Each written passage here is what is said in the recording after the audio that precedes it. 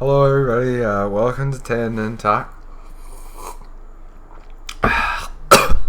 What? Are you okay, Tim? Are you choking? Okay, don't worry. I know the Heimlich. 1, 2, 3. Well, thank you, man. That was close. That was a close one. Today we're gonna have some new subjects. We're gonna have one that we think will be maybe a recurring theme near the end, but first we're gonna start with something we think should be useful for everybody around the world listening to our podcast. And that topic is movies on Netflix you should watch. Yes, I think it's safe to say that most everyone has Netflix. It's likely. If not, you could always try it for $8. It'll probably be worth your time considering. Or try it for free. Yeah. And it'll be worth your time considering all the great movies we're about to recommend. Yeah. So we're gonna start off with a really good list. Number 1, which one should we talk about first? Well, let's see. How about... Let's just get it out of the way. Forrest Gump. Okay, yeah.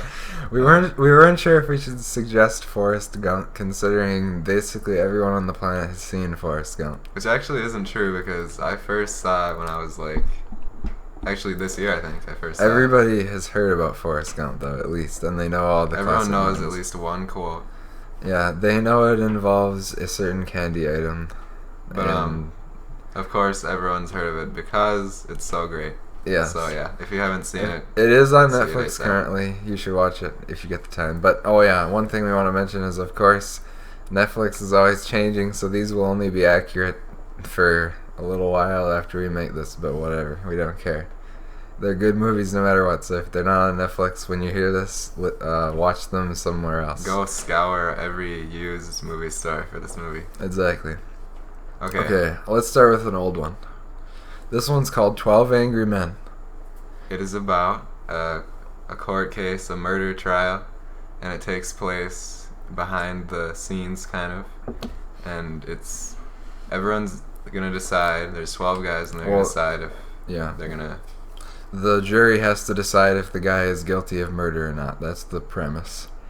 The main guy is Henry Fonda. I almost said Henry Ford. Henry Fonda is the main actor. He's really good.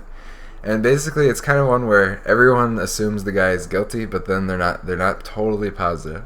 Yeah, and then Henry Ford is the one guy who says, "No, wait, we should analyze this a little bit more." Yeah. And then everything just goes from there. So yeah, there's 12 guys. They're all brilliantly acted, and it's the highest rated movie on IMDb that is made before 1960. Maybe. It's I think it's in the top 10 at number 6, the best of all time. So this is definitely one you gotta see.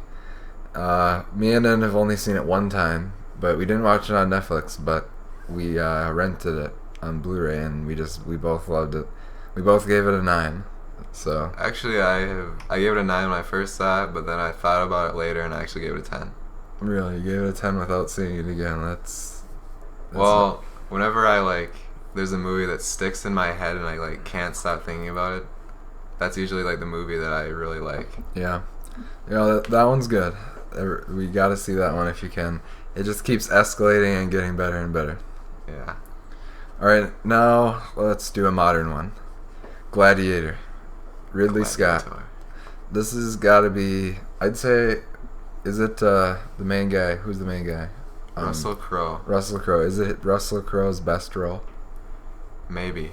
He's also in A Beautiful Mind. He's really good in that. Yeah. But Gladiator is probably his Gladiator is so cool. It has awesome action. It's really cool. I don't know. I haven't seen it in a while, but yeah, there's some emotional moments in it too, when his goes. Yes, I remember that moment. Yeah, but watch it for the gladiator scenes. I wonder why it's called Gladiator. That one's really good. Watch that one. See it before you die. Yeah, that's probably on the list of movies you gotta see before you die. Let's see. Oh, it also has Joaquin Phoenix, and I hear he went Joaquin Phoenix. It's Joaquin. And I hear he went so method that he actually thought he was Caesar. No, he didn't. Okay, but anyway. Okay, next movie. This one's called The Apartment. It's directed by Billy Wilder. He also did Some Like It Hot, which is most people have heard of that one. He's a classic. No, I wouldn't say most people have heard of it. I would. Let's fight. You'd be wrong there. But Billy Wilder is a really good director from the past, and The Apartment is really funny. It's kind of a comedy drama. Yeah. And romance. And the premise of this one is a guy works at this really competitive company that has hundreds of employees, and in order to get ahead, he lets his bosses use his apartment so they can cheat on their wives with like these really, I don't know, loose women you might call them, and they bring them to the apartment so their wives don't know about it, and he loans it out to all his higher ups, and in this way he can get higher in the company. And love story ensues with the pretty and charming elevator lady, but it's not cheesy. It's really fun to watch, and there's a ton of good quotes. And I would say this movie really took me and Tay by surprise. Wouldn't you say? I was expecting an 8, and I had to give it a 9. It was so good. Yeah, so I think that's probably one of the best, like just drama romance. And it's really funny. Yeah, it's really funny. There's a lot of really good lines in it. Oh man, you got to see The Apartment. Another one that's a little bit more of the opposite of The Apartment. It's kind of depressing. Nin hasn't seen it yet. It's The Pianist. It's not really one that makes you cry per se, but The Pianist is one of those movies. I'd say it's second best behind Schindler's List for the Holocaust movies or whatever. And it's called The Pianist because the main guy is a piano player, and I don't know, I don't really want to spoil it. The main guy's acting performance won him an Oscar. So Adrian Brody. No, Adrian Brody, and he's really good. He, like, through the course of the movie, at the start he looks healthy and young, and then at the end he looks like a hobo. And the funny part is it's not makeup. He actually did do that. Really? Yeah, he actually, in real life, he sold his car and broke up with his girlfriend and just depressed himself in order to do the role. Wow, that's awesome. Yeah. I gotta see. Oh yeah, and he actually can actually play the piano. Like he plays. He learned how? Yeah, he actually learned how to play the piano for the role. And at the end, okay, wait, is this okay? Let's just say there's this point where in the movie where he does an entire piano concert and it's all him in one take. Oh, come on! No, I'm not gonna see it. No, watch it. Trust me, it's so good. Okay. I'll get on seeing that. Yeah, watch it on Netflix. You gotta see it. It's really good and depressing. Good and depressing? Yeah, that's possible. That's not possible, is it? Some people don't think it's possible, but I think it's possible. Okay. If it successfully makes you feel an emotion very strongly, you know it's good. Oh, like hatred? If you hate the director who made it? No. Then you're dumb. You're so dumb. Thanks. But okay, let's switch gears. I've talked about it before. T2 is on Netflix. Terminator 2. If you have, you might want to watch Terminator 1 first before you see that one. So I don't know if you should watch that one right away. But see Terminator 1 if you can, and then Terminator 2 is even better. So watch that on Netflix.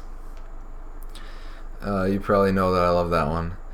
All right. Let's see. What else? Next, I would say Pulp Fiction. Mm-hmm. Everyone's heard of it. Everyone loves it pretty much. Well, not everyone. Well, mostly. Okay, Pulp Fiction is known for being a movie that's really extreme and over the top. It doesn't really have much of a story. It's just about two assassins that are together, and then they do some stuff, and some stuff goes wrong, but the catch on this one is the classic dialogue. Yeah. They can make anything in this one. Tarantino's the master of dialogue, pretty much. He can make any conversation really compelling and memorable, no matter what it's about. Kind of like our conversations. No, it's good. It's better than our conversations, even, believe it or not. And I just have to say, in my opinion, there's a scene in this movie that's probably top 5 scenes of all time. Would you agree with me? Which one? Burger scene. Oh, really? You like that one? The top 5 of all time? Yeah. I like of that every scene. I don't know if movie I I've put it in the seen. top 5 of all time. I'd put that as like one of the most funniest dialogue like moments. But yeah, that's awesome. Yeah, but just the only thing with Pulp Fiction is going into it, make sure you don't mind to hear a few hundred F-bombs getting shoved down your ears. Yeah, that's not too fun, but I mean, it's kind of in a comedic tone, so it's not exactly like Goodfellas or anything. Yeah, yeah. You'll be laughing along. You'll with be them. all along so hard when you hear it. Samuel L. Jackson. It's definitely Samuel L. Jackson's, like, what would you call it? Like, the best performance of all time that he's done. Like, his magnum opus. Yeah. I think Travolta really steals the show. Travolta? No, I'm just kidding. Totally Sam Jackson. Yeah, Sam Jackson's awesome, but Travolta's not too bad either. He's okay. I mean, but I'm in no way a Travolta fan. you're not a Travoltite? No, I'm not. Oh man. Um, All right, so see Pulp Fiction. That's on there. If you don't mind the extreme content in it, it's really good. And then okay, last one I think. This one is I'd say best war movie of all time. I agree. Do you agree? I agree. Okay, this one is called Apocalypse Now. It's a war. Which war was it? Vietnam War. Vietnam. Okay, yes, Vietnam makes the best drama. Yeah, because everyone has a mixed feeling about Vietnam, so of course there's gonna be some great Yes. movies It's based got on Vietnam. Brando plays he plays like some colonel who goes rogue in the middle of Vietnam, and then they have to send out a special team to go recover him. No, actually, it's To Kill Him. To kill him? Yeah. Oh, okay. So the And goal is the main guy is Martin Sheen. Martin right? Sheen. Is that true? Yeah. Martin Charlie Sheen's dad is Martin Sheen, right? Okay, yeah. I think it was Martin Sheen. He's pretty good. This one like is just a perfect example Of the how to make Vietnam a War. movie Yeah. and how to like. There's so many like scenes where you're just in awe of what's happening. Like the cinematography is really good. The lines are classic, and the story, you just do not know what's going to happen next, all the way till the end. And also, I think what's great about it is it's based on a book, which I actually read, Heart of Darkness. Oh, yeah? And what separates this movie from most other war movies, like, say, the Zero Dark 30, Uh-huh. it's based on real events. But this one is totally fictional. It's historical fiction. So that gives it way more ground to be creative and have awesome characters. Uh-huh. And I think that definitely works. Uh-huh. Oh, and I think the filming of this one was notorious for like being really crazy. I think they actually filmed it in Vietnam, right? I'm not sure. I think they may have actually filmed it there. And then there's like your moral fabric will be tested when you watch it. Yeah, it's kind of like the Joker experience in The Dark Knight when you finally meet Marlon Brando's character. Yeah. So, Uh-huh. yeah, that's definitely the best war movie. He's not anything like Joker though, but you feel the same. He's got an affinity for poetry. I'll say that. Oh yeah. He's very poetic. Oh man, and then there's a scene at the start, which is one of the. I read it was on a list of scenes where the characters weren't acting. The character in the starting scene gets super drunk, and then but it's not fake. The director started recording it without the guy's knowledge. And then he had a rage attack and like he punches like a mirror and it's actually real. He actually broke his real hand in real life doing it. And Wow. like it's a really crazy scene and you won't believe it when you see it. So, yeah. Well, you really will believe it because it's real. Oh yeah, good point. So yeah, watch those on Netflix if you get the chance. Any of them will be super good. There's a lot of other good movies on Netflix. It always bothers me when people says, "Oh, there's nothing good on Netflix." I always start shaking my head. What they actually say when they mean, or what they actually mean when they say that is, "Oh, there's no terrible movies that I just want to lay back and just Turn my watch brain off watch and some watch." crap." There's there's none of those on Netflix right now that I want to watch. Oh, there's There's no always- new Sharknado movie or anything. Yeah, there's always good movies on Netflix. You just have to actually just even if you don't feel like it, turn it on. You're gonna love it. Mm-hmm. Yep. All right. Let's see. Let's go to subject number 2. We're gonna talk something pretty interesting. Hopefully, we're gonna do our most underrated actors. We each have selected a few actors that you may not think of being really good, and we're gonna tell you why we think they're underrated. So we each have some picks, and then you can go first if you want. Well, my first pick, I think he's really underrated. Jake Gyllenhaal. Jake Gyllenhaal. No, he's not a huge star. He doesn't really have any super known for movies. Mm-hmm. But what I've noticed whenever there's a movie with Jake Gyllenhaal, he really just owns the role. Yeah, he really knows how to get into a role. Some of my favorite movies with him are Donnie Darko. Brokeback Mountain. That's a good movie, but I don't like talking about it. I keep that one on the inside. You kind of want to stay in the closet when talking about that one. Yeah, right? I haven't come out of the closet yet for that one. Yeah. We actually haven't seen it yet. Yeah. I don't know if I want to see it, but it's kind of notorious, so I don't know what to expect. But okay. Anyway, continue with what you're saying. Donnie Darko. He was also in Prisoners. He was really good in that. Oh yeah, that was so good. And a recent movie we talked about in one of our podcasts, Enemy. He was really good in that. I didn't like that one that much, but his performance was good. It was a good performance. What other ones? He's been Source Code. I thought was pretty good when I saw that. Yeah, that was okay. I liked it. Well, I mean, he's not like amazing in every movie. No, yeah, he's not like a mind blower actor, but I agree that he's pretty underrated, especially with Prisoners. I think that was his best performance. Maybe I'll have to see it again. I thought he outacted Hugh Jackman. Hugh Jackman in that one. Yeah, Hugh Jackman's pretty good, but I think he should stick to Wolverine. No, come on, Hugh Jackman's good. Well, he's good. The Prestige. Come on. I wouldn't get him for like a Oscar-worthy role. You know? I bet I could prove you wrong on that one, but okay, Hugh Jackman isn't one of my underrated actors. He's good in The Fountain. Oh, The Fountain. Oh, that was crazy. Yeah. Well, not crazy good performance. Good movie. It was a crazy performance, though. Yeah. He had to go through a range of characters in that one. Oh, yeah. Didn't he play like a guy in the past? The past, present, and the future.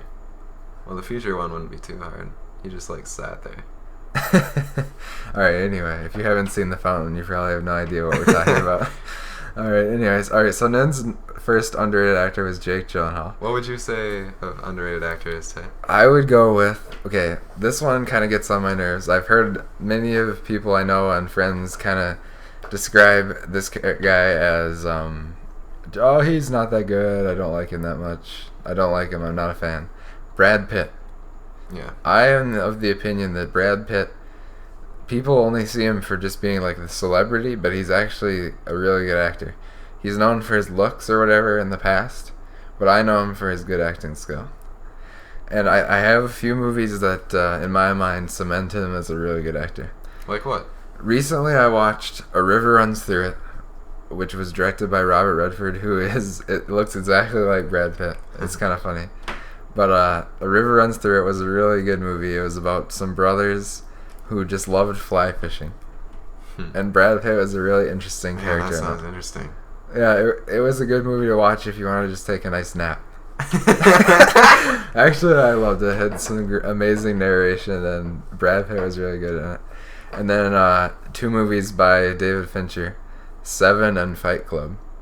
Those two are really good performances from Pitt. And those are probably the ones that like made him famous, wouldn't you say?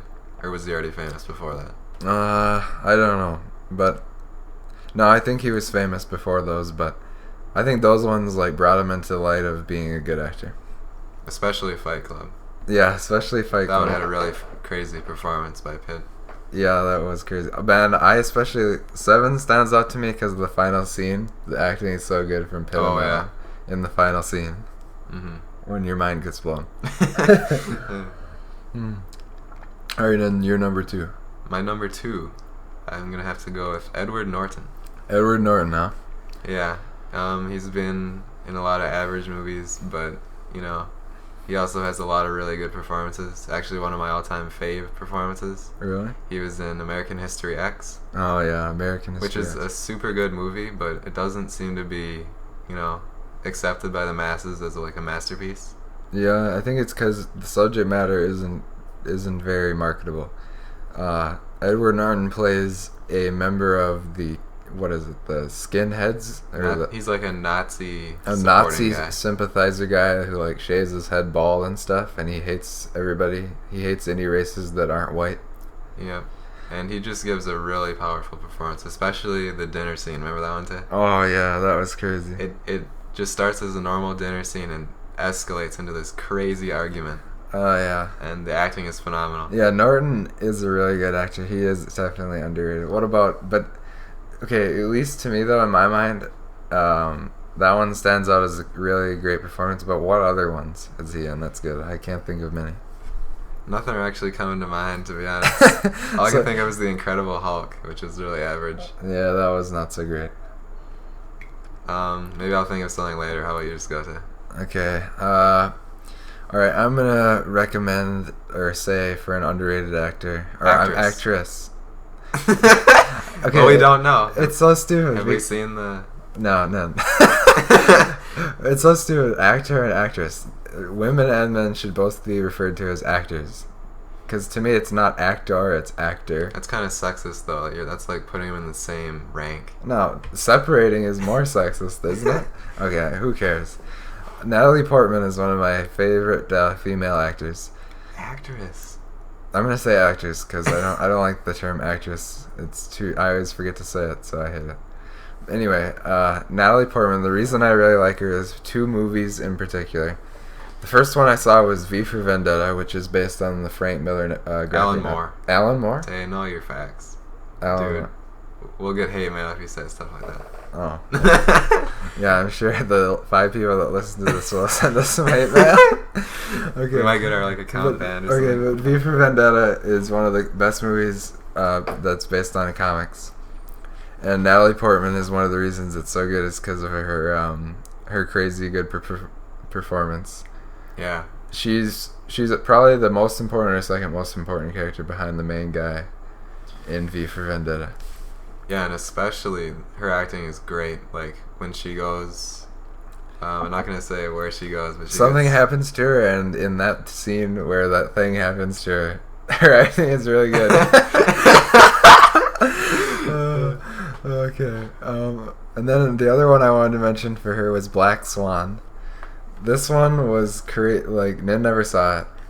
Yeah, I haven't seen that. It was really strange and really weird, and it's not for everybody. It's by Aronofsky, same director as The Fountain.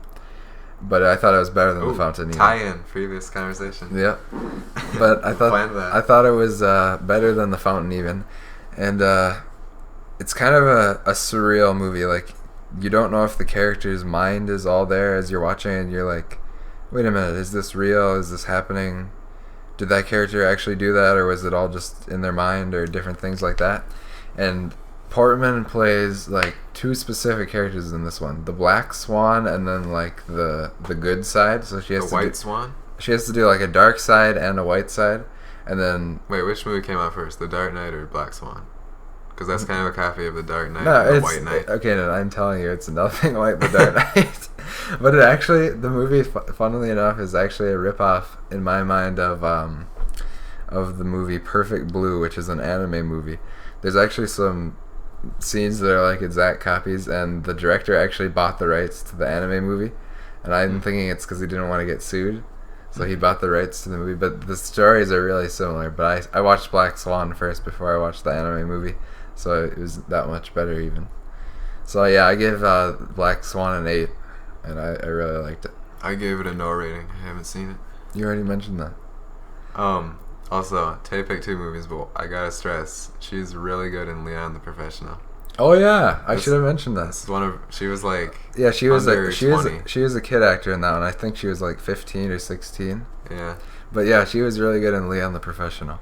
She plays a kid who her family gets murdered, and then she comes under the wing of a French assassin. Yeah. And they make a bond, and it feels really genuine because of the really good acting. Mm-hmm. Yeah, that was I like it when an actor is good as a kid, and then when they grow up, they're still good.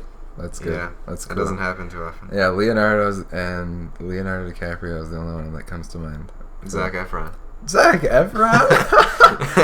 No, I have not seen a good Zac Efron performance yet. Oh, come on, man. His entire career, High School Musical 1 through 3. No, sorry, you cannot convince me. I actually have never seen a Zac Efron movie. How can you say then? I avoid him specifically because I think he most likely sucks. But, why do you say that? Well, okay, the fact that his best known for movies are High School Musical. Oh, okay. Well, I guess you haven't seen The Lucky One. Have you? No. I'm just playing devil's advocate. Yeah, you are. All right, what's your next okay, one? I'll go. My next actor, Paul Dano. Paul Dano. Disagree. Tay doesn't like him because He's rated about what he should be. He's not Um, underrated. in all his movies, he usually plays a really eccentric or over-the-top character. Yeah. Mostly known for There Will Be Blood, where he plays a priest who is just really over the top. Yeah, I was like a cult leader almost. But the thing I realized is because he's acting alongside Double D Lewis, and I think that's one of my favorite performances. And just the fact that he's able to act alongside him is just crazy. Yeah. Oh wow, that's a good point.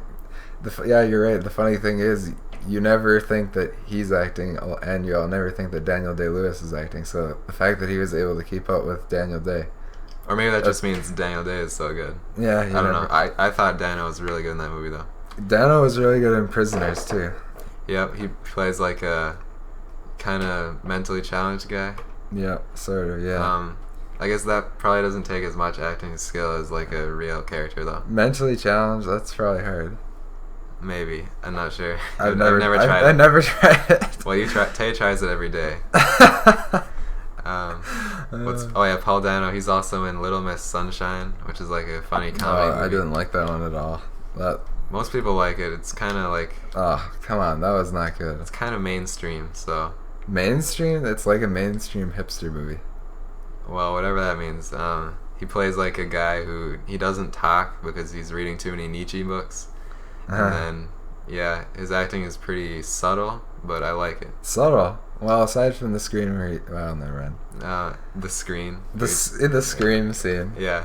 But okay. what No, else okay, is I there? disagree. I don't like Paul Dano that much. Nin's a big fan. I'm not a big fan. He's also in 12 Years a Slave.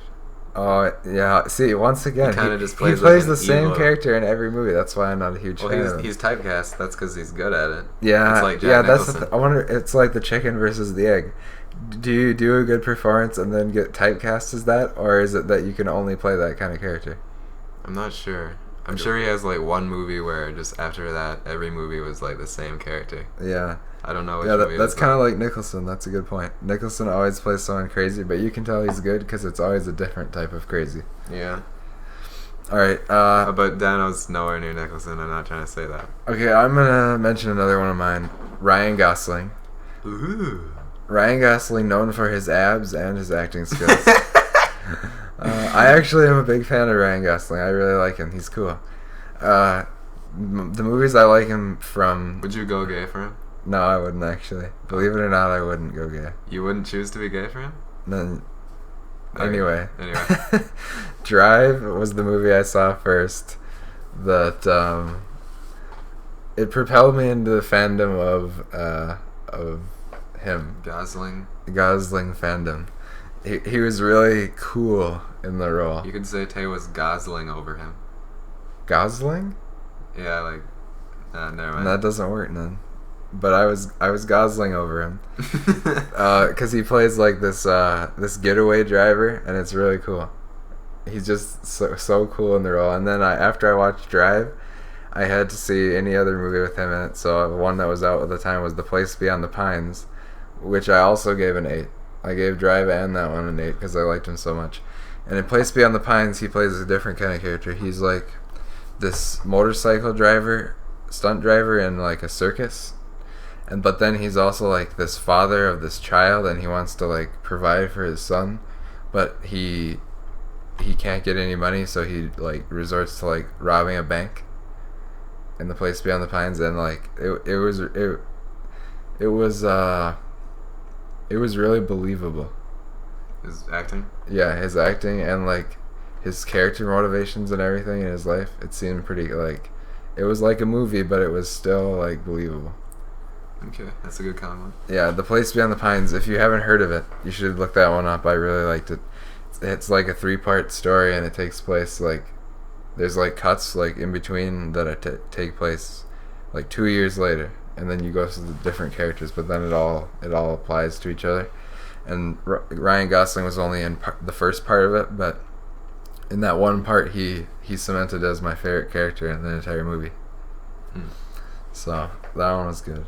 What about you, man? All right, my next one, Tim Robbins, and obviously his most known for movie is Shawshank, where he has an incredible performance.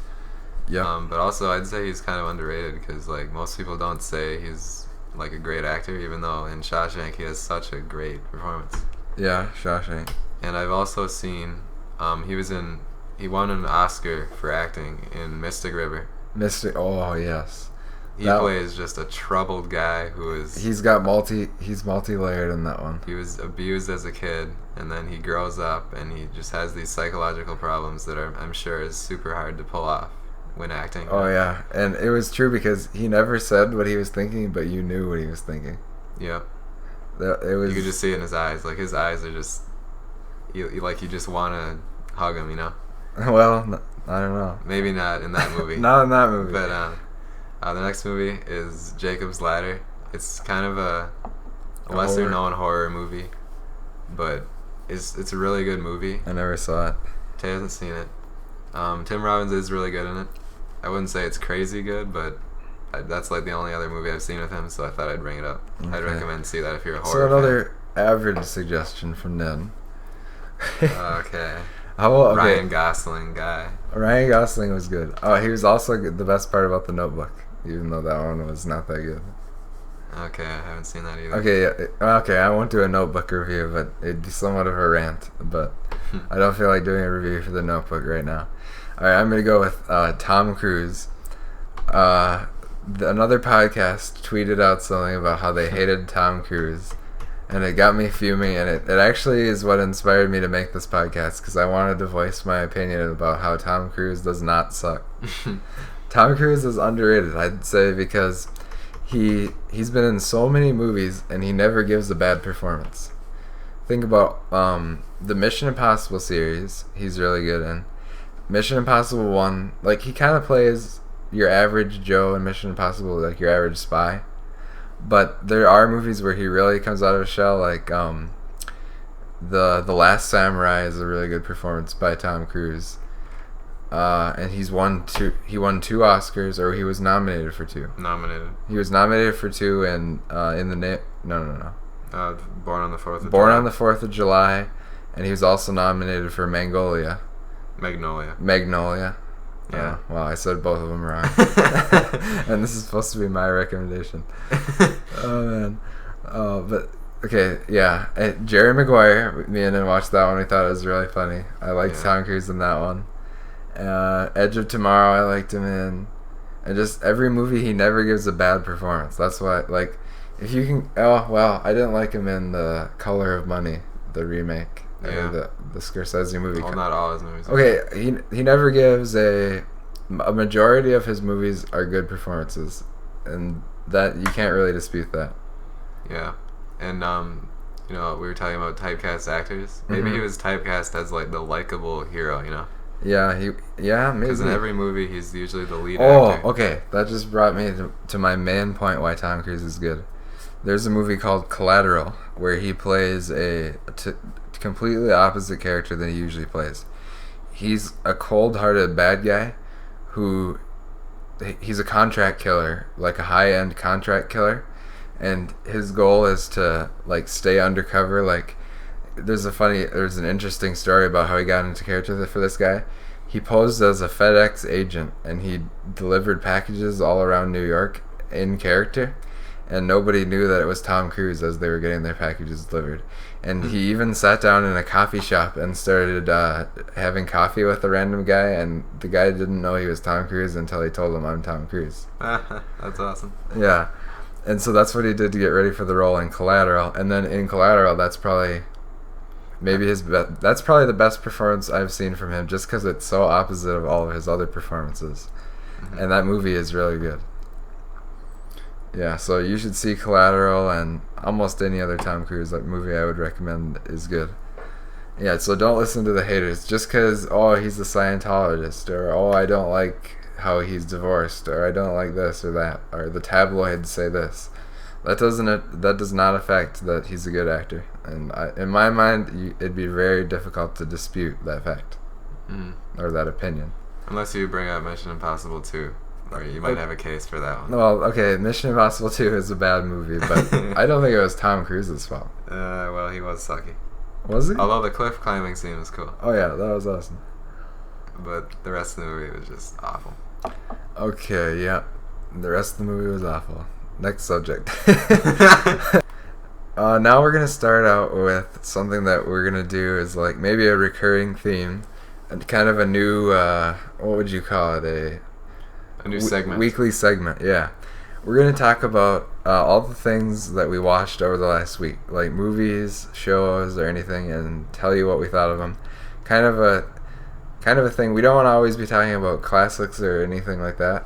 We want to just talk about random things that we saw, just in case you might be interested in it.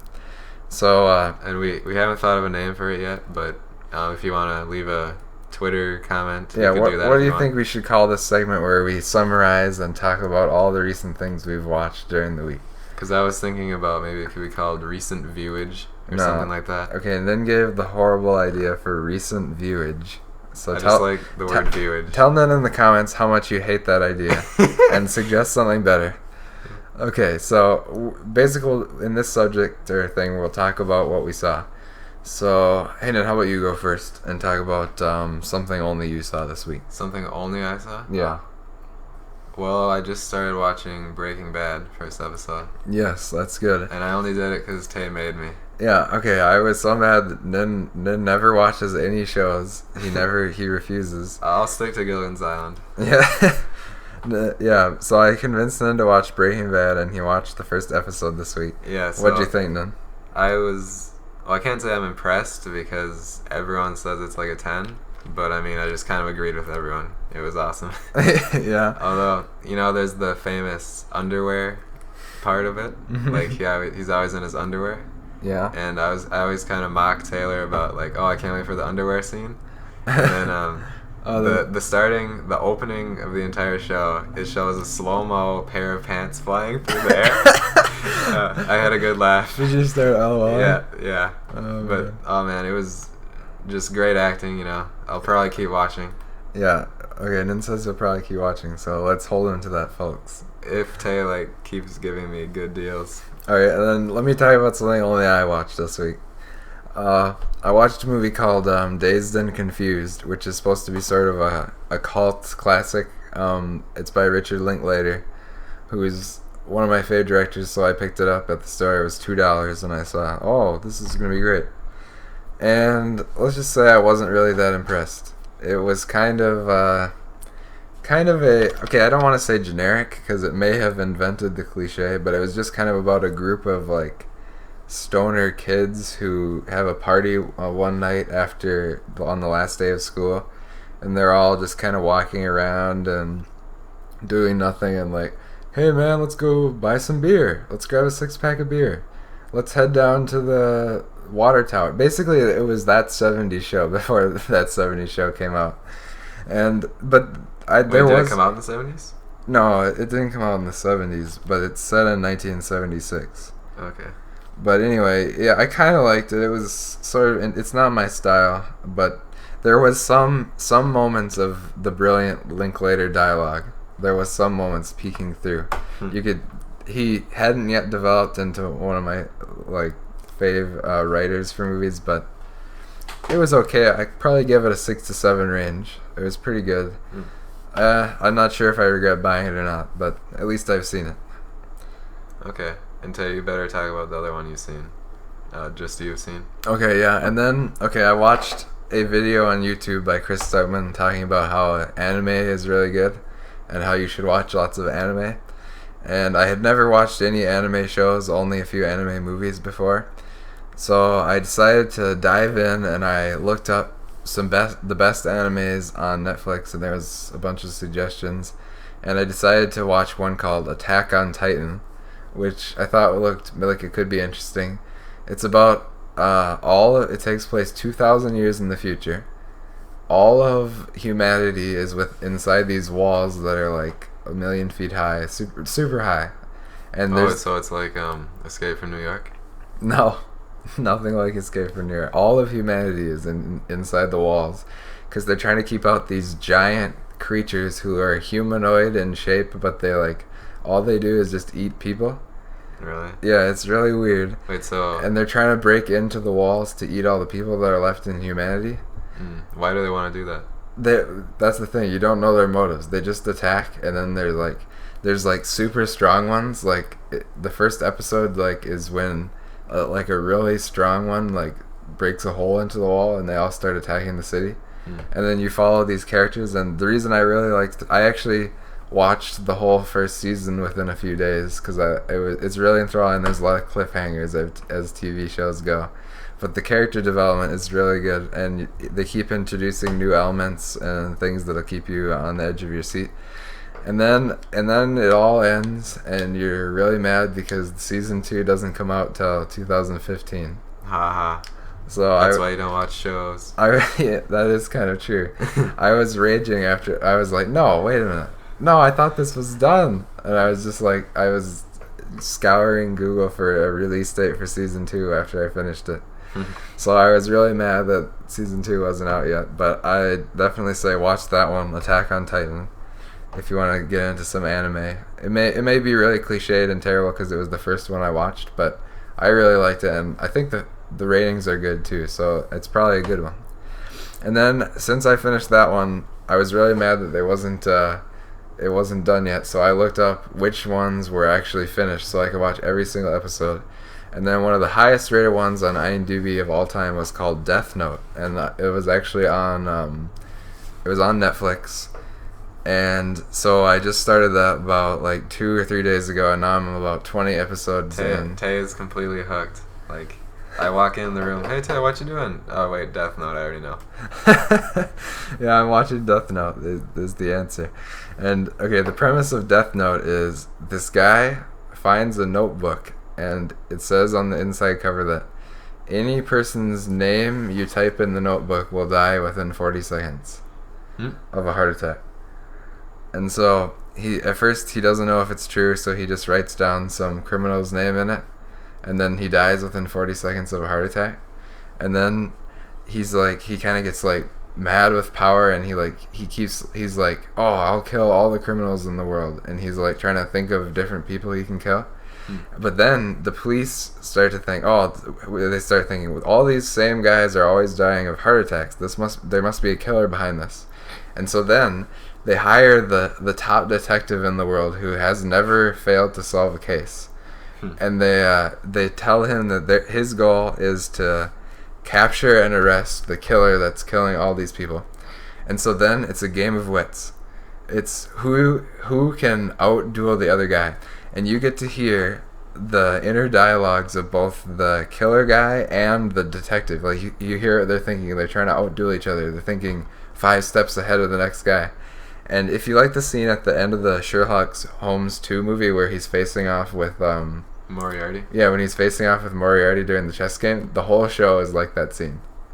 That's pretty cool. I know, it's so good. And it just keeps going and going. You're just like, oh no, how is he going to get out of this? I just don't know. And then he thinks of something, and it's crazy. And the show follows its own rules to a T, and just like, it's really good at world building. Like, it builds an entire like catalog of information all about as you're just watching it. It's really amazing.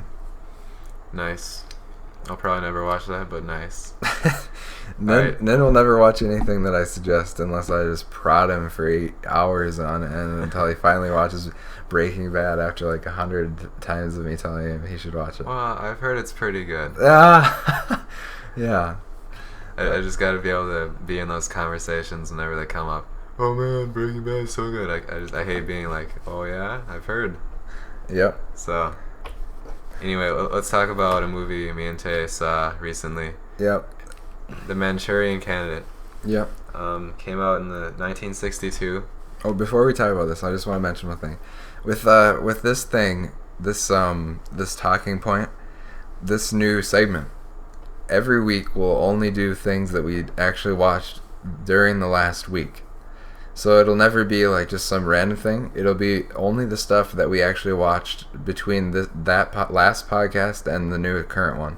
So you'll probably get some really random entries of things that we watched, but it should be pretty interesting to just hear what we were talking about and watching during that week. It'll be completely random. Anime, a classic, and a modern movie. Yep. Just anything we saw. So, The Manchurian Candidate, it has Frank Sinatra in it. He's really well known. It's about, there's a platoon of guys who are in the Korean War, and then they get captured, and then eventually the guy rescues his platoon, and he comes back and wins the Medal of Honor. Yep. But the guys, everyone he saved back in America, are having these terrible nightmares. Oh, and yes. there's some crazy nightmare sequences, but you eventually learn that there was a big conspiracy with everything. Don't spoil it though. I'm not gonna spoil it. Don't even mention like the mind blower aspects. Well, it's a political thriller. There's a lot of communism themes, obviously. Like when this movie came out, it was banned actually, I think, in a few countries. Yeah, wasn't it like everybody was afraid of that everybody was a communist? I don't understand it, but actually, I was learning about McCarthyism last year in 11th grade. Mm-hmm. So I really like. There's this guy who I think is definitely an allegory for Joseph McCarthy, and I thought that was kind of cool. The guy who plays his father. In real life, he was the guy who just accused random people of being communists. Oh yeah. So that was, I really like, after like 50 years or whatever, you really see like why this movie was made. So there's a really cool historical aspect, but if you're not interested in that, it's also a really thrilling movie. Yeah, it's known as one of the best political thrillers ever. Yeah, it's really good. And let me tell you, when the entire movie, pretty much, I was just on the edge of my seat. Yep. The characters were so interesting. I didn't know about the mystery. I was trying to figure it out. Yeah. Great acting. Also, the filming techniques were great. You get really good close-ups to see their emotions. Yeah, one thing that would be really interesting if you don't watch a lot of old movies is it has like the first ever like karate fight scene in a mainstream movie. There was like a karate fight. I was like, whoa, what is this? This is weird. And you might just think, okay, it's just a fight, but think about it. In 1962, that's crazy, you know? Mm-hmm. So, really good. The only negative for that one was I was able to predict what was going to happen before it happened. Usually, like, I wasn't as on the edge of my seat as Nin was, but it was pretty good. So. Yeah, well, I mean, it came out so long ago. I mean, yeah, I'm sure the techniques of the delivery and stuff were like. Yeah, so I gave it an 8 out of 10. I actually gave it a 9, just because it shocked me so much that like this movie has just been sitting on our shelves for so long. Yeah, we haven't and watched just such it yet. an intense, great movie, and I hadn't even seen it yet, so it really shocked me. So yeah, I love that movie. I gotta look at this. So now we got the last one we're gonna talk about that we saw. We watched it on Netflix, and I suggested I try to convince Nin to watch it because people say it was similar to A River Runs Through It. But I can see why they said that, but I didn't like it that much. It was Legends of the Fall with Brad Pitt. And it has Anthony Hopkins in it too. Yeah. How would you say, what was the story about? It's kind of a... It's during World War I. It's this sweeping love story. There's these 3 brothers, and one of them's about to get married, so his wife comes in to live with him, I guess. Yeah, I don't know. She moves down to see him or something or other. And they have like a ranch, and then they eventually decide that the only honorable thing they could possibly do is to go fight in World War I. Yeah, so they all go to World War I. Basically, it's a giant palooza of drama. Yeah, it's... When we were watching it, Nin said it was like a montage of dramatic scenes. Like, there are so many different things. Like, think of any dramatic element you could make an entire movie about. Like, think about this. This isn't in the movie, but, oh, my son died. Or I have Alzheimer's. Or I am an alcoholic. Any of these things could make an entire dramatic movie, but this one has like 20 different dramatic points during the entire movie, and there's like, it's way too melodramatic and just And also, it's based on a book, and you can definitely tell with this one they didn't do a very good job in translating it from book to movie. It feels like super compressed during. Because, it goes through a time span of like 10 or so years, but they're just, sideswiped. Well, you can do that if you have skill. It's just that I didn't think it was directed that well. No. Well, I mean, it had good cinematography. It won an Oscar for cinematography. Yeah, I agree. There was a lot of scenes that were like mind-blowingly cool looking, but that doesn't make a movie, It doesn't redeem the fact that the movie was okay at best. The story was good, I guess. It just wasn't made well. It wasn't executed well. You didn't care about the characters because they seemed like caricatures, not real. Yeah. Because the acting wasn't very good and the dialogue was really cheesy. Yeah. I don't know. Overall, it was only okay. I'd recommend don't see it.